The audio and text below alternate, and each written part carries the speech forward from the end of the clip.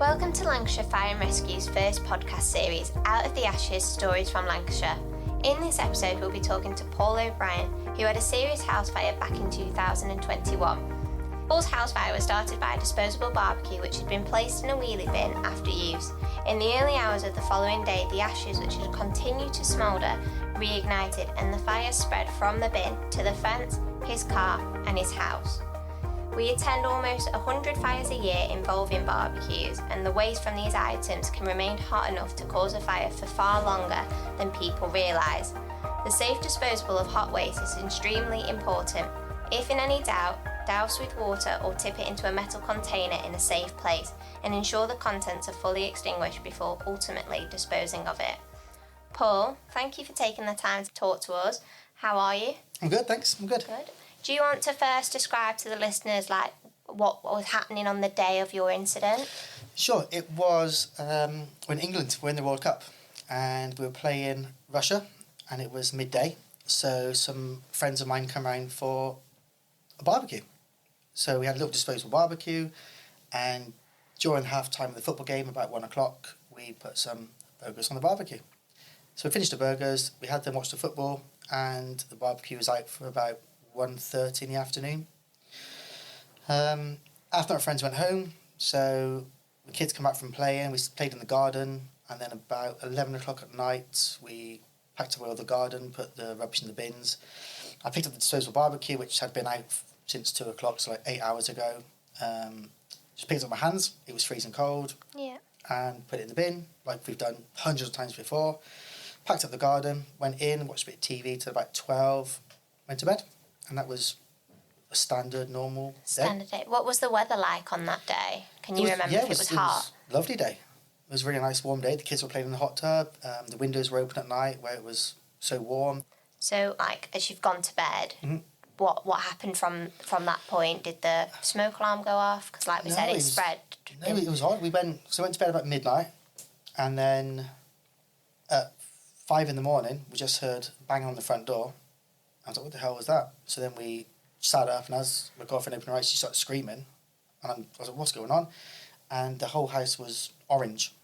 Looking out of our bedroom, you see the 2 kids' bedrooms, and it was just bright orange. And it was, what is going on? And you could hear this crackling noise, which was just wood cracking. So we woke up and we were just screaming. So she got up and said, there's a fire. So she jumped up. She ran in and got the youngest, 2-year-old, went and grabbed him. I went into the 8-year-old's bedroom, grabbed him, and it was warm. Yeah. The noise was so loud, a crackling, and the colour was just bright orange. So what happened was the conservatory at the back was on fire, and the fire was going past the bedroom windows, up into the eaves of the roof, and into the roof. So literally the fire wasn't in that. There's no smoke alarms going off because the fire was outside of the house and in the roof. Right. So all we could hear was a crackling noise. Yeah, so the smoke alarms at that point hadn't activated. Did they activate at all during the time? Ran out, straight down the stairs, went to the front door, and it was locked. So then my girlfriend had to run into the kitchen to get the key, which was on the kitchen table, and then she saw all the kitchen on fire, and then we were like, wow. So then as we ran out the front door opened, big gust of wind come in, flames went through, and then smoke alarms started to go off as all the fire alarms were going off as we were at the front door, and then they were all going off. Because we opened the front door, the oxygen come in, and the fire just went whoosh, and the smoke just went and engulfed the house. So at that point is when it spread internally in the house? Yeah. So, retrospect now, if we were to close the doors, we might save half of the house. But at that point, you just want to get out. Yeah, you yourself, your partner and your kids are the priority for safety to get out. Yeah, so then we got them out, and then next door, it affected next door as well. So then we had to bang on next door and get her out of the house. So she come out of the house as well, like, what's going on? Are they attached at the roofs? Yeah, so it's like 70 attached, so the 2 houses were attached, and our roof was up, so then her roof, it spread into her roof. So it was quite a big deal there. Yeah, so when you were outside of the house, obviously, it was really good that you got out so quickly, and there was no problems on your escape route. No, well, only the front door was locked, which we never locked the front door. We locked the front door, but always had to leave the key nearby next to the door. So if anyone's got a door that locks, always make sure you've got a key by the front door if you need to get out quickly, because we had to run back into the kitchen to get the key to then go back out and open the front door. So once you were outside, what did your house look like, if you can describe it? It was orange. You could see through the windows, and the back was just up. And then we got a driveway. So when I walked to the driveway, my little car was up on fire, were melting. The fence, it was just bright orange, and the noise of crackling wood was intense, and just smoke, thick smoke. And it felt like we were there for an hour, just stood at the front, when in reality it was like 3 or 4 minutes. And did you ring the fire service, or did someone else? Well, one of the neighbours saw the bin on fire and phoned up and said it was a bin fire. Right. So it was just a small fire. So when they turned up, they just presumed it was a small bin fire. And as they would, because I've chatted to some of the guys since, and as they were driving, they just saw this huge smoke, thick smoke, and went, this isn't a bin fire, this is bigger. So then extra appliances were deployed to help out. Yeah, I think 4 fire engines were there, and the area ladder platform, because it was spread into the roof. So, like you say, that's not a normal small bin fire. But that's quite a large response. It felt like such a long time, but in reality it was 3 or 4 minutes from when we phoned up, when the neighbours phoned up, we phoned up again, and they were there. So just super fast. Could you talk a little bit more about the challenges, about when you were stood there, what was going through your brain about, like, what do we need to do next? We were stood there, and honestly, it felt like an hour, and stood there and you're helpless. And at that point the crews were, I'm assuming, there, getting ready to deploy. Yeah, they turned up and just stand back, and off they just went and did what they did. Yeah. You're very lucky for all of you to have escaped and be safe. Obviously the incident's very traumatic, but to be out and safe and no one be trapped in that incident. Absolutely, it was. We got out. You know, we lost all of our possessions. We probably lost like 95% of possessions. So like photos and memories and just all kids' toys, clothes, all of that just went covered in smoke and fire. That went, but we got out, and that was pretty good, pretty decent. We got out. So that was the main thing. So we're all good. We're all safe. Yeah, it's all good. That's amazing. I just want to touch upon the risks of disposable barbecues. Were you aware of them before the incident? Yeah, absolutely. I mean, we go camping quite a lot, so we always take disposable barbecues with us. We've used them loads of times because they're cheap, they're easy, you don't have to clean a barbecue after. So we always use disposable barbecues. Didn't do anything different this time to what we've always done before. We cook on them. After a few, an hour or two, they stop cooking. The heat goes out of them, so you leave them, and then you put them in the bin when it's cold, not realising that it can still smoulder. It can still smoulder for 24 hours later, which was shocking for me because I had no idea. We've used them loads of times before. But never knew that they could be so hot for so long. No, it wasn't until after when you realise how it happened. We didn't even know how it happened. We thought it was an electrical fault, or we had no idea. It wasn't until they investigated and said it was the barbecue. We were just shocked because we thought, how can a barbecue that was out 2 o'clock in the afternoon start a fire at 4 or 5 a.m. the next day? And when it was in the bin? Yeah. Because it's just spread, didn't it? It was in the bin. The lid was closed. So you just think, how can that cause all this damage? And now, after the incident, have you touched a disposable barbecue again, or...? We've not even had a gas barbecue. No. So we've gone away and we've not had any disposable barbecues. It's just not on the agenda. You don't realise how dangerous they are. And I would say to anybody, just be careful. Douse it in water and then douse it again and then just submerge it in water, because we had no idea how long the cold retained heat. And yeah. Okay. So we'll move on to what happened after the incident. How long were you in temporary housing for? What was the situation? How did that happen? The insurance company turned up in the morning and they've been amazing. They've been so good. So they got us accommodation. We stayed at my girlfriend's parents' house for 2 weeks initially. And then they got us a house in St Anne's, which is about 4 or 5 miles away from the house because there wasn't anything available. So we were told we'd be there for about 9 months to a year. And unfortunately we had some issues with the builders. Then we had new builders start, and they've been amazing. So in total, it's been 2 years since the fire until we moved back home. So yeah, just over 2 years we've been out of the house. So we moved back this week. And how was that? Amazing.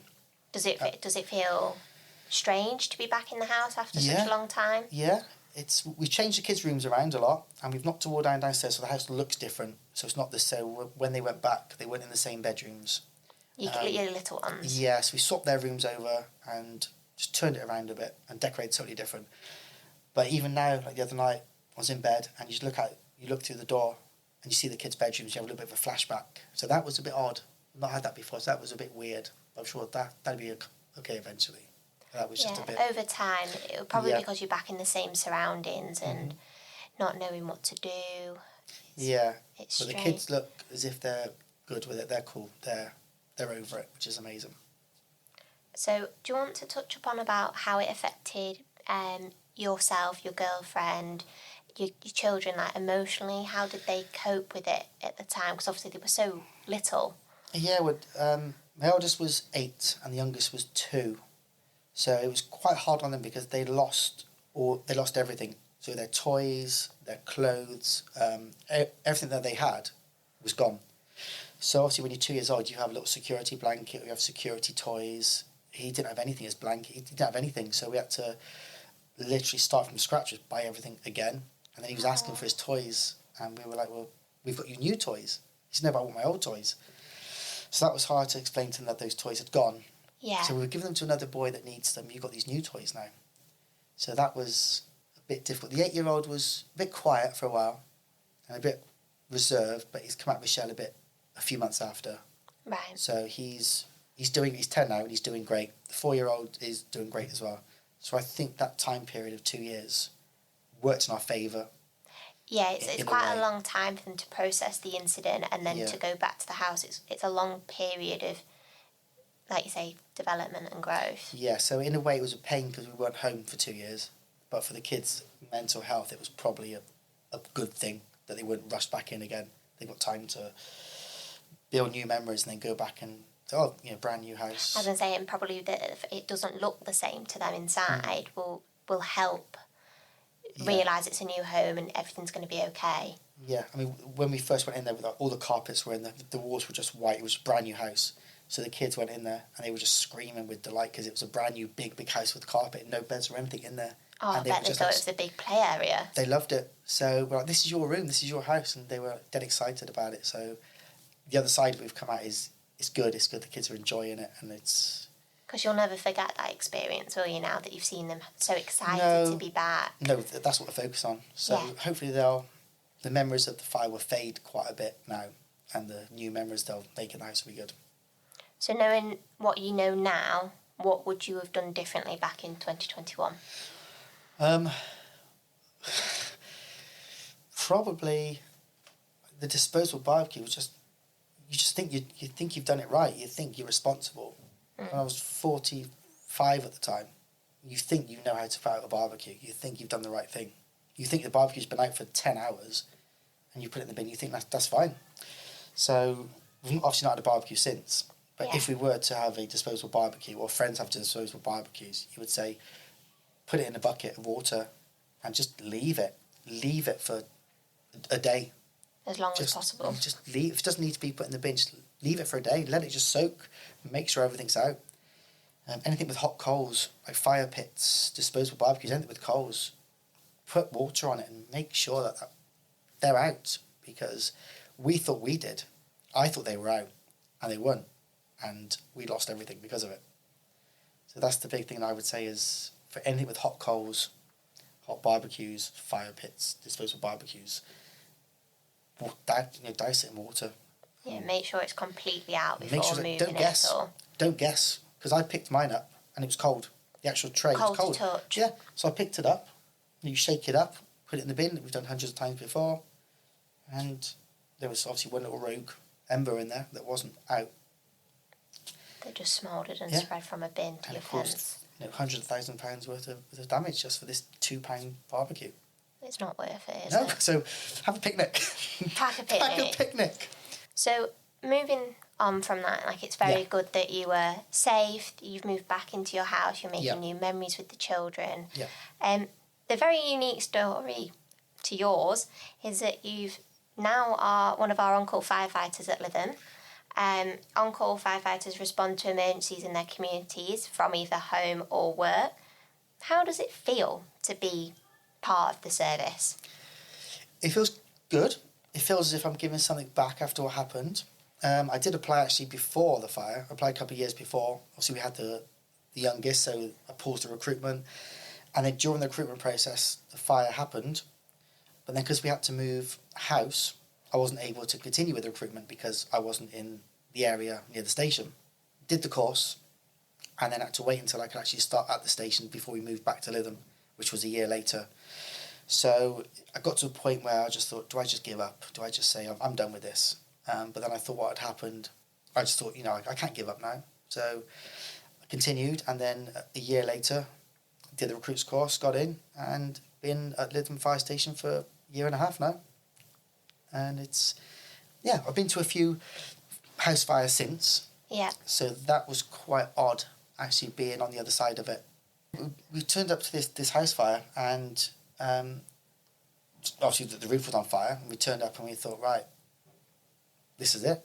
So as we're in the house fire, the smell, the noise, the crackling noise, it was just a huge flashback of when it was my house fire, and I was the other side. I was a firefighter that day. So that was a few seconds of take a deep breath. This is what we're here for. That was very odd, the first one, but then since then, you just get on with it. You just do the job. And does it feel good to try and help other people where Yeah. you know how it feels? Yeah, I was chatting to the lady whose house fire it was, and I pulled her to one side and said, I can relate to this. I know what you're going through. I was in this situation a year ago, so it is going to be all right. Yeah, she gave me a big hug, and I've spoken to her since, and she your words that day were so comforting, saying that there is, it does get better, because she lost everything as well. And I say, it does get better. Right now, it's hard, but every day it does get easier. It's a cliche, but every day gets easier. It's a cliche until you've been through it yourself, Yeah. and you know exactly how that feels. To that woman, those words will have meant the world. Yeah, exactly that. And so it was nice providing a bit of comfort to someone that you've been through the same situation as them. You can say, you will get through this. So what's your most favourite bit about being an on-call firefighter? It's when you turn up to a job, you're alert to go, you're at home doing cooking, or you're watching TV, or you're doing work, and your alerter goes off. You have no idea what you're walking into. So then you get to the station, you get the sheet and it says what we're going to. It could be a car crash, it could be a house fire, it could be someone stuck in a swing. It could be anything. So you get there, and then you get on the pump, you get changed, you go into the incident, and in your mind you think about what do we need to do, and we get there, and we make whatever situation that is better. We do what we can. You get people out of a burning house, you make safe a car that's on its side, you rescue someone from a swing, you cut them out of a swing. There's all these things that you do the job, you do it well, and then you get back in the pump, you go home, and then you continue with what you were doing, and you've made a big difference. Someone's died 999 for a reason. You've gone out, you've done what you need to do, and you've gone home, you carry on as normal. But to that person, you've just saved them in a way. So that's it takes some getting used to that, because you just go back to your normal life then, you go back to your normal job. Yeah, that person is just, you've cut them out of a car, and you sent them to, you give them to paramedics. Yeah. So you've helped people, and then you just go back to your normal job. I think you've just described a perfect reason to why we have on-call firefighters in Lancashire. Yeah. Like, it is helping the community, it's giving back, helping those people when they need you most. Yeah. If someone dials 999, that's for a reason. They need help. And all the firefighters around, as soon as that alerter goes off, you just switch into a different mode, and you just go, right. It's like a switch just happens, and you're there, your adrenaline's pumping, and you go for it. How are your little ones with you being a firefighter? I'm not going to lie, they do enjoy it. They do like it, and when the alerter goes off, like my little boy runs around like, Dad, your alerter's going off. I'm like, yeah, I'm just getting dressed now, pal. So when it goes off, it's pretty loud, and they get excited. When I get back, they're like, what happened? And was it? So they get really excited about it, and they want to know what happened. And when they see the fire engines go past, they're like, oh, Daddy, that's Daddy's work. Oh, that's really lovely to hear. Yeah, so we've done a few school visits, like health safety visits at the school. So when we've gone there, my little boy, he's like, oh, it's my daddy. So he's dead proud. So that's kind of, that's nice. Your little one feeling there. So, yeah. It's nice to hear that you have such a positive relationship with it after the fire. Yeah.